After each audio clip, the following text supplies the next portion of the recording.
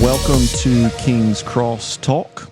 Here at this podcast, we hope to see you delight in God, disciple others, declare the good news, and display good deeds. And we here at King's Cross, we really just hope this is an extension of our discipleship as a church. And so while we're talking about the King's Cross and its implications in here, we hope you're walking with the cross out there. My name is Dustin. I am the Director of Student Ministries here at King's Cross. This is Clint Darst. He's the pastor over vision and preaching and teaching, and yeah, he's the man. So, excellent. Well, excited. We're going to flip things up just a little bit this week, and in the coming podcast, we're going to address the doctrine of the Trinity, and Dustin's going to be talking a lot about that. We're going to be asking him questions. I know you've taught on it a lot recently. yeah. But we thought it'd be helpful just to let you guys hear a little bit of Dustin's story and why he would be excited. So I make fun of Dustin regularly about geeking out. All over the place, too, for the record. Yeah. Like, this isn't just a private affair. Yeah, behind closed doors, in front of people, any chance we can. But it is with great affection and gratitude to the Lord and for the gifts he's given. And he works with our students. And so Dustin's ministry to our students, often they will let him know, hey, we need you to bring that down to normal human levels of conversation. I get regular, sometimes I'll say something, and like Wyatt West, for example, will be like, Mr. Dustin, what? So translate. Yeah, translate. So, stop. So we're gonna talk through the Trinity. We're gonna spend some time doing that, and I know you've taught on that again multiple times recently over the last year or two. But let's talk about why you would love to dive into the richness of a doctrine that is complex and difficult. And so before that, let's just talk about how God's built you and even His story of redemption in your life. So I'd love, just start with, man, where'd you grow up? And give me a little bit of the backstory of Dustin Ashley. That's great. So I grew up in Spindale, North Carolina. We love Spindale. So it is an old mill town. And so I grew up, I was born in 95, so I'm broaching 30 here. But at that time, it was characterized by textiles. And so my family was in textiles. But if you know much about the last 30 or 40 years in textiles, NAFTA hits around late 90s, early 2000s. And so textiles leave North Carolina. And so my family is without textiles, without this industry that very much characterized our family and our income. And so stuff was hard. I mean, there was very much a window when I'm starting to develop consciousness that it was like, man, we don't know exactly what we're going to do because industry has left. This is kind of what our town has been about. And so, we're going to have to figure it out. So just remembering that and thinking like, man, this is a big deal. And so, from there, I was actually growing up, I went to the same, I think I was fourth generation all the way through at my elementary, at my middle, and at my high school. Okay. And so just deep roots in Spindale and kind of Relfton area, if you know anything about it. If you're driving by on 40, it's exit 103. It's Rutherfordton. Yeah, it's Morganton and Rutherfordton. AKA? Relfton. If you're from there, anybody who's from there doesn't say Rutherfordton. So you know somebody's not from there if that's how they say it. It's Relfton. So just kind of grew up in this place where there wasn't a lot going on and very aware that if I was going to make a living and do the sorts of things that I wanted to do, I was going to need to go somewhere else. And so I very much grew up with just the plan and vision for I'm not going to be here long term. This is not a community I'm going to kind of live my adult life in. I need to get everything I can get and go. Which is interesting to think about, man, generations have been there. Yeah. But because of that influence, the textile impact, suddenly you've got a generation of kids like, well, now I got to go. Yeah. And just how that impacted you. So then where'd you go and end up? Yeah. And so in the Lord's providence, I was applying for all sorts of schools all over the place. I was a football player. Football was a huge part of my life. So I wanted to play football. I ended up breaking my leg my senior year. And so most all of the opportunities there were lost with the lack of a senior season for me. And just everything that comes, who knows what kind of player you're going to be after you've broken your leg and you got all this metal and all the things. Especially as a running back. Or as a running back. Legs are kind of critical for running back. Yeah, everybody was kind of like, oh, sorry, but with the exception of two schools, all the schools I was looking at they were in the Northeast or kind of in the Midwest. And so two schools I was looking at in North Carolina were NC State, applying for lots of scholarships, and Davidson College. Colin is groaning behind the camera. Carolina fans is groaning because of State's current success. Ooh, let's talk about it. Anyway. Yeah. You hope so. Yeah. I hope they're going to lose. But what ended up happening was I applied to both schools, and the school that gave me substantially more money was Davidson College. And so for me, I was very much a pragmatist. I wanted an excellent education, but I thought everywhere I had applied, I was going to be able to get that. And so, what else did you apply? So just I applied to MIT, Hopkins. There were a few. So Grinnell is the name of one school. Carnegie Mellon. So we're just kind of Ohio. I think I applied to Kenyon. There were a few other places. But again, kind of Northeast and kind of this Ivy League academic, whatever. And so there were just these two schools in North Carolina, but far and away the most generous in terms of financial aid was Davidson College. And so for me, it was like, hey, we ain't got no money, and I don't want a lot of debt. And this looks like a great education. It's about an hour and a half from where I grew up, so that's where I'm going. And so landed at Davidson College. And from there, you ended up playing ball there as well, right. So part of it was I was going to have the opportunity to play football there. So that was a part of it. So come in and I'm playing football and I'm, got the scholarships and all the things it's going well. Right. And very much, so you think small town, you think, and I did well in school. That was always a part of it, but I always wanted to play football. Like that was, and I wanted to play football so that I could get my education paid for. Mm-hmm. So my education was getting paid for. Football wasn't the direct payer, but it was all working out. I was getting to do all of it. But leaving small town where I'm a whatever size fish in a little bitty pond, going to Davidson College and realizing like I'm thoroughly underprepared. My peers seem to know exactly what they're doing when they show up, and I'm floundering. Yeah. I'm drowning. And I had this one experience. I want to kind of help you see the inferiority complex that developed, because it's so impactful when I think about my testimony and the Lord's work in me. But small town, very much chip on my shoulder when I get there, realize, hey, I'm underprepared. And I have this one experience in my freshman biology class. It was first or second day of class, and my prof would cold call. And so I come in and I've done my reading. I feel like I'm prepared. I've read through the questions. I've got my responses. And so he calls on me. I respond. There's like this, 2-3 second pause, and the whole class just busts out laughing. I mean, just cackling. And I, for the life of me, cannot figure out what is going on. I'm like, my answer was correct. Like, what is the problem here? And so finally at the end of the class, so they all kind of settle down, and at the end of the class period, I asked the guy that's next to me, I was like, man, why'd everybody laugh? He's like, had nothing to do with like what you said. It was how you said it. And it was because at that point, my accent coming from Spindale was so thick that it was, I mean, everybody just kind of had this prejudice against it. And so they thought it was hysterical. And I got very close with the professor of that class. He ended up being a close mentor for the rest of my college career. But he said to me after the fact, that was one of the most kind of mortifying experiences for him as a professor to have like a class erupt over something like that. And he got it. He was from Little Rock, Arkansas. He came to Davidson, lost his accent intentionally. He hung out with a bunch of dudes from New Jersey. And so made a conscious decision, but he was very attuned to that. And so I very much realize, all right, okay, like this is what this is going to be like. I'm going to show all of you. So that drives so many of my decisions. I'm going to find kind of the hardest major I can find that I think is going to give me job security, because I don't want to go through what we experienced as a family. So I want financial security, and I want everybody to know that I'm smarter than them.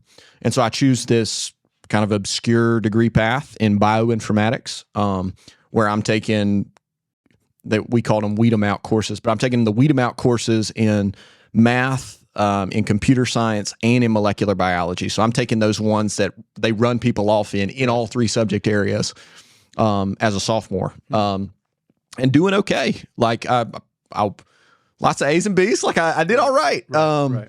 And so, yeah, that very much characterizes me through undergrad. But I get to this place as a junior, and I have lots of success. So other things I get involved in, fraternity, and Okay, you can't just say fraternity.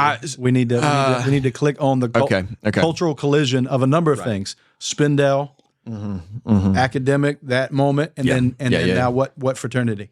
Yeah, so I joined in the spring of 2014. I joined Kappa Alpha Psi Fraternity Incorporated, which, if you know anything about fraternities, is a historically Black or African American fraternity. And for me, I came onto the football team, chip on my shoulder, not having a lot of money, and even on the football team, a lot of the guys on the football team were very well off socioeconomically. And so I find I'm not relating really well.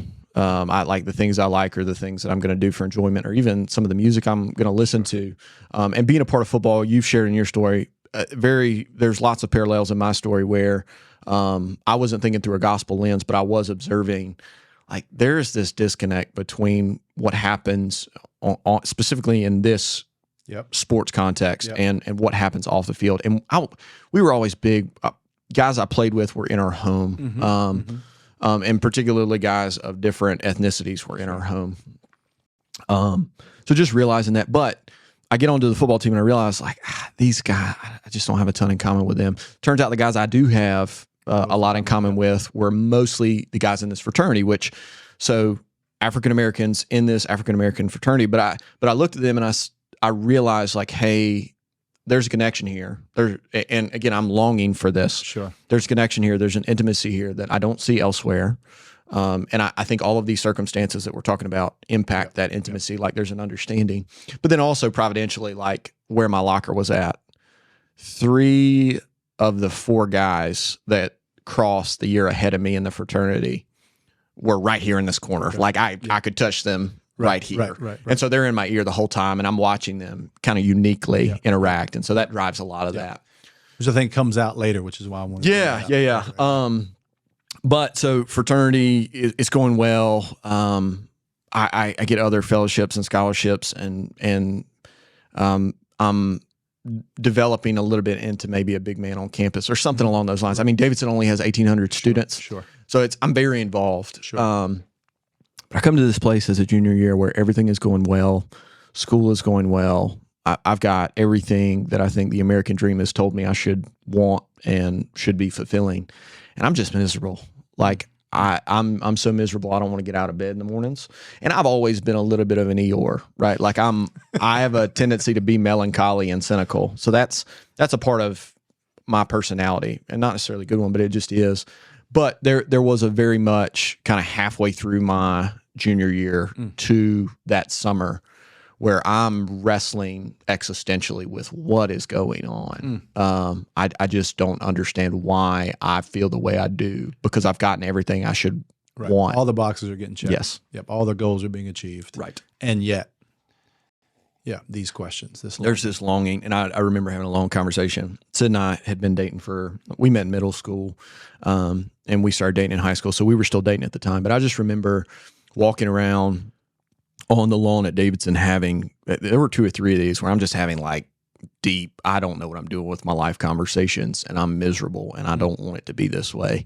So I very vividly remember having some of those conversations with her that spring. Yeah. And so some of that, obviously that being the context. Yeah. And then the Lord started coming after you. Yes. So, and obviously, your parents, you're growing up in church, so we didn't cover some of that, but you're growing up in church, you're exposed generally to Christianity. Yeah.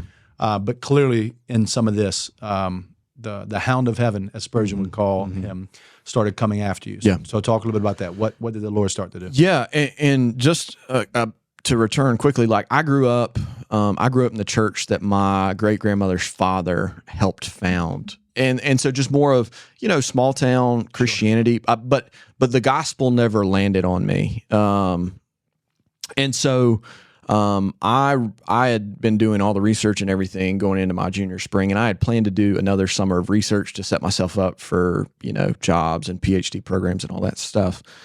And I'm like, I can't keep doing it. I got to do something. Mm-hmm. So I had decided, because my coursework wouldn't allow it, I wasn't able to go abroad. I was like, I'll just go abroad. I'll take a summer off. I'll go do something. I'll serve. And so I went to Ecuador for a summer, spent a lot of time there, had a bunch of weird experiences, got bit by a dog and got parasites, like the whole thing, earthquake. I mean, the telephone pole it was wild, guys. But what I came back was, when I came back, I came back with an awareness that these problems that I thought were external were being caused by circumstances were actually internal, right? So I completely changed the external circumstances, and yet I was still miserable. And so I come back looking, and within that, so a little bit of a connection here. So Tenet Brasto was the chaplain. He was the CO guy at Davidson, but he was also the chaplain on the football team my freshman year. And so I'd gotten to know him pretty well, and he knew I was open to Christianity and the gospel, like was professing to be a believer. And so he is trying to relaunch during the springtime. So we're going to go back just a little bit before Ecuador, but during the springtime, he's trying to relaunch campus outreach at Davidson. There had kind of been a decline, and so there's going to be this formal reboot. And he was asking, he knew me, he knew I was very involved on campus in this fraternity. I was the newly elected president, and I was involved in all these other circles, and things had gone well. So he reaches out to me and he's like, hey man, would you want to be a part of this? Right. Just the thought being like, hey, he's pretty plugged in on this small campus. Sure. He could get people there. And so I'm like, yeah, sure. I just need a little Jesus, right? Like that'll fix it. A little Southern fried Christian rationale for you guys. So through that, I agreed to that. But so I come back from Ecuador. I've already agreed to this. And so I'm involved in campus outreach now as a senior, as a non-believer, and as one of these leaders. Right. Tenet, I love you, bro. If for whatever reason you hear this, I love you and I'm thankful for you. And so we're having our second talk, and I'm helping with the planning process. And Tenet's like, yo, I got this cool guy. He's really cool. He's this NFL chaplain speaker, and we're going to get him to come and speak on how the gospel obliterates racism. I'm like, that's a terrible idea. Like, you should not do this. Who is this guy? And because I'm very much, I am swimming. I was the white guy in all the minority circles. Sure, like that's where I swam on campus. And Davidson is a liberal arts school. And so, yeah, my mentality was like, this is a bad idea. We shouldn't do this. He's going to, it was not a good look. Right. So I'm fighting him really strongly on this. Anyway, Tenet ends up getting his way. You come, right? Right. And I'm the host for the event. I'm emceeing the event as a non-believer. So yeah, we go through the event. Talk is solid. It didn't strike me as anything like particularly earth-shattering, but I'm intrigued by someone that. So coming from a small town, right? I knew you were coming from Lincolnton. I knew about Lincolnton. You didn't fit in the box I thought you should fit in. As a preacher from a small town church, you clearly believe the scriptures, and that was something that I sensed. And you were coming to this place to give this talk. So I was just confused, but intrigued. Mm-hmm. So fast forward through the rest of the week, and we have our back to school party in the fraternity. I'm the president. So obviously, you know what happens at fraternity parties, but I don't remember that night, and I wake up covered in my own vomit that morning. And again, a little bit of Southern fried Christian reasoning. It's like, oh, I should just go to church. So I wake up at like 7. I'm like, I should go to church. Got a headache. All right, let me get a shower and I'll just go. Who's that guy that came on Monday again? Where's this church? Great, Lincolnton. I got time. I'm up early. I'll drive. So I drive to Lincolnton, right? And then do you want to talk anything from your perspective, or? Yeah, I think, I remember brief interactions at Davidson that night. Yeah. Nothing, to your point, nothing super substantial. And then a little caught off guard that Sunday morning that you came, Yeah. Surprised that you were there. And I think, the text that morning in God's providence is worth mentioning. Yeah. But then I would love for you to just, maybe mention that text and then what happened and where, and I can pick up even some more on the back end. Yeah. So that first interaction at Starbucks is worth talking about. Yeah.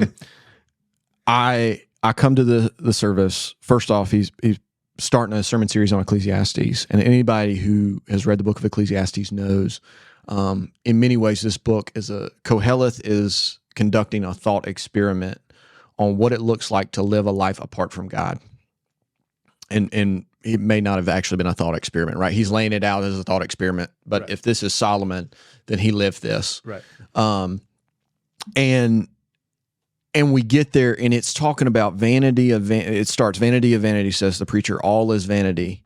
And he walks through, and it's largely creation, right? So I've got this science background. He's talking about how the earth continues to spin, and no one knows where the wind blows. And what does man gain by all the toil at which he toils under the sun? A generation comes, a generation goes. It's just pointing out, like, life can be futile. Apart from the fear of the Lord, that's his conclusion. Life is futile.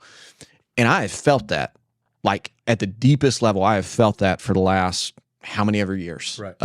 Acutely in my junior year, but I had felt that and come to that realization, even if I wouldn't verbalize that. Right. It's vanity, striving after the wind. And so I'm beat up. I mean, I'm weeping in the service. So I walk in, I'm just looking for kind of a conscience fix, need a little Jesus, and I'm weeping. And so when the gospel... Which, is it common for you to weep in public? No. To weep, period? Let the record show. No. I do cry. I cry for Jesus on occasion, and I cry at funerals. But so you walk through the text so helpfully, and then the gospel enters the sermon, and it just lands. And it lands on me in a way, I'm not looking, I didn't pray any prayer, I'm not asking Jesus into my heart, none of this. It felt like I got hit by a gospel truck that I wasn't looking to get hit by. And so obviously I'm in there, and the Lord, the Hound of Heaven, had been after me. But I am floored, and I leave with an awareness, like, that was important. Like, I'm not, something's different now. But I'm like running to get out of this service. I'm not interested in being there. And you think about all the implications with that, like what my life looked like. And so I leave, and I'm reading my Bible, and in God's providence, I think you got my number maybe from Tennant and had reached out, or I got your number from Tennant and had reached out. But within a couple days, we're talking, because you saw me in service, and I wasn't really trying to holler at you after that. So we get out, and I'm in the scripture, like, what I leave carrying what God says. And it's so, the irony is so great in this, because I was looking for answers. I was reading all the great literature of the world. I was opening, and I remember laying in my bed at night with my Bible right there on the bedside table with this stack of worldly wisdom on top of it, and never once considering what does that thing say. It was always like, I'm going to go see, maybe Henry David Thoreau has something for me here. And I still despise Walden, but like, but never once thinking. And then all of a sudden, I leave, and I'm like, what does God think? So leave with this care. Yeah, and I remember, getting some of those text exchange, and then you want to get together, and you articulating some of that. And so I remember a couple different conversations. I think both at Starbucks. So one inside, I believe the first one was inside, the second one was outside. I spilled coffee. No, I spit it out. I took a sip of it, and it was like 800 degrees. Just spit it right on the pavement. So I just spit it out on the ground because it burnt my lips and tongue and everything. But anyway, the first one, I remember sitting there and kind of hearing you articulate some stuff. And I remember kind of telling you, man, perhaps you grew up in the church, like maybe you were a believer and kind of strayed away from the Lord, and the Lord's brought you back, or maybe you grew up kind of in and around the church, but this is the first time kind of the gospel has landed and you become a believer. And I don't remember if it was that conversation or later you're like, nah, bro, I think I've come to faith. Like, I think I'm different. I think you challenged me on the first one, and the second one, I came back with the answer. Okay. Yeah. I think it's how it went. Yeah. But I think, for the sake of even time, I think one of the things, immediately, maybe in our second meeting or so, or maybe it was that first one, I asked about your degree and you said bioinformatics. So I was trying to get to know you. And that was the first time I said, okay, I'm gonna need you to translate. Like, what does that mean? Yeah. And I remember you kind of saying, well, I'll do grad school and PhD stuff and try to cure cancer. And I'm like, oh, okay, that's what we're talking about. And but in that conversation, it was maybe the second sermon or so, you came and you asked me about, hey, you talked about discerning God's will from His Word, but it's written by man, and man, they got their own biases and errors. How do I know which parts of God? And I was like, that's interesting. Like, we got to talk about why you disagree with Jesus. And, and you're like, no, I don't disagree with Jesus. I'm like, oh, you do. We got to talk about that. And so I had challenged you to read, a book, Taking God at His Word by Kevin DeYoung. Right here, guys. And would highly commend it. Read it. And I remember saying, hey, read chapter 1 and we'll talk about it. We went through a few key texts, particularly Jesus on the road to Emmaus with His disciples, and talked about and just kind of showed you, look, there's several texts that you disagree with Christ on how He reads His Bible. And so let's read chapter 1 together, or you read it and let's talk about it. And then pretty quickly I got together with you the next time. You're like, no, I read the whole thing. It makes sense. I'm good. Next question. And that's where I remember thinking, okay, this feels like a unique 180. The Lord's done something unique. Every conversion's a miracle. But it was unique to see how quickly, man, I want the Scriptures. My convictions of everything I've thought are changing very rapidly. And that personally too, your relationship with Sid, y'all dated forever. And I remember walking downtown Lincolnton and you saying, yeah, I assume I'm not glorifying the Lord in my relationship with my girlfriend. And I remember saying, yeah, I assume you're not either. So we need to talk about that. And just how quickly suddenly your whole life was, how do I submit to Christ? And the Lord uniquely gave you a mind to say, okay, I want to know God and His Word. So, kind of fast forward. You graduate, we plant the church, and I challenge you, hey, why not come be a part of this? And we meet Sid, and the Lord ends up saving her in the midst of all that. And for 6 months, I was not coming on the church plant, for the record. I was giving you a hard, stiff arm. I was going to do my couple of years, and I was going to get my PhD, and that was it. You were going to NIH, DC or whatever, right? And National Institute of Health. And so we kind of, saw Sid, met her suddenly. She comes to faith, hides it from you, doesn't tell you because you're super competitive on each other. She doesn't want you to know you became a Christian before her. And anyway, so just sweet memories that there's so much more there that I encourage members of our church to talk to you and Sid both about, and how the Lord just clear 180s in both of you very quickly. But you ended up coming with the plant, being here from day one. And then you and Sid, I don't know, 6 months, a year into that, were engaged. And then once she graduated and got her doctorate finished up, moved here, and you guys got married. But just real quick, why don't you give kind of education and just vocation, vocation summary, those first kind of 18 months, 2 years here, but then where you're at now, and then we'll wrap up. Yeah, with some wisdom and help and just providential opportunities. So I went ahead and followed through on the science as a career thing that first year. So I was living in Elon. It worked out. I was driving to Research Triangle Park and working at the National Institutes of Environmental Health there in the same program, but just different lab and different focus, but really trying to discern, hey, is science something I want to pursue because I've spent time investing in this? Decided it wasn't, wanted to be in the Greensboro community, wanted to get from Elon to Greensboro. And so took a job over at Page High School, teaching, go Pirates, teaching science, and taught about every prep over there in the science department in my 2 years there. So I was there for 2 years. And while I was doing that, I was taking some seminary courses, right? So you had encouraged me early on, like, hey, you want this, you're hungry, you can get it this way. It's going to be a good opportunity. I think you'll love it. You do it as you go. So I started in spring of 18, doing some coursework, also worked in spring of 19 a little bit, but it was very kind of part-time and go. COVID happens in 2020, summer shifts, and then fall of 2020, I'm more extended part-time here, so more responsibilities here, and that grows as the church grows. Full-time in seminary, and then part-time over at the gym. So I stopped teaching at Page, and I'm doing these other things, and I was selling engagement rings and all kinds of stuff. Talk to me. There was a lot of jobs, guys. There was a lot of jobs.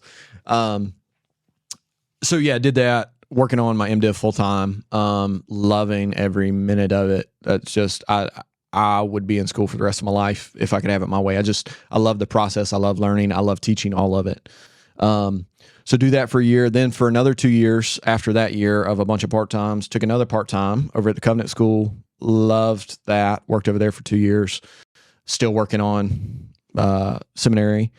Started my THM in that process. So finish the MDiv. Finish the MDiv. Jack comes in winter of 2022. I finish up at TCS last spring and start working on my THM simultaneously in the fall, winter of 22. Have been working on it since and want to keep doing stuff. Yeah. So for those who don't understand what a THM is, what is that? And then what's the future plans? So an MDiv would be a pastoral degree. Master's of Divinity. Yeah, it's kind of the flagship degree that guys involved in pastoral ministry are going to pursue, and it's counseling, it's theology, it's well rounded. A THM is oriented towards the academic portions of biblical scholarship and things like that. And so I'm doing intense work in the New Testament now, not just kind of surface levelly, and that's not what's happening in the MDiv either, but very much a let's go talk about all the commentaries. Let's talk about what's going on in this text, and let's break it down. And so that's what characterizes my time now, and I love it. I think immediate affection for the Word of God, right? I instantly care what God has to say. But then I realize, even for me personally, I'm not saying needs to be true for everybody, but I realize, hey, I can probably go there's a little bit of a barrier here between me and the language this came to us in. Right. I think I can learn that language and remove that barrier. Yeah. I've got the capacity to do it. I want to do that.